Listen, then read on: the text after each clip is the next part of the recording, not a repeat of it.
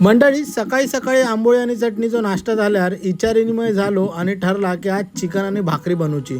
तर सासू सासरे इल्यामुळे मस्तपैकी चिकन घेऊन इलंय, तवसर बायकोन वाटप आणि कांदो वगैरे भाजून ठेवल्यान सगळ्यांचा नाश्ता झाल्यानंतर चिकन बनवचा ठरला। आज असलेल्या गुढीपाडव्याच्या फोटोशूटसाठी बारक्याक मस्त पांढरो सदरो आणलंय।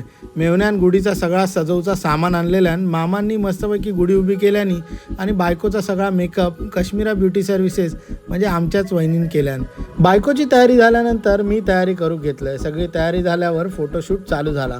मस्तपैकी वेगवेगळ्या पोजमध्ये आम्ही फोटो दिलो, बारक्या गाव घेऊन मस्तपैकी फोटो झाले आणि जसं मी तुमका सांगलंय तशी काश्मीरा ब्युटी सर्व्हिसेसने बायकोची तयारी केलेल्यान आणि द मायनस क्रिएशनने आमचे फोटो घेतल्यान।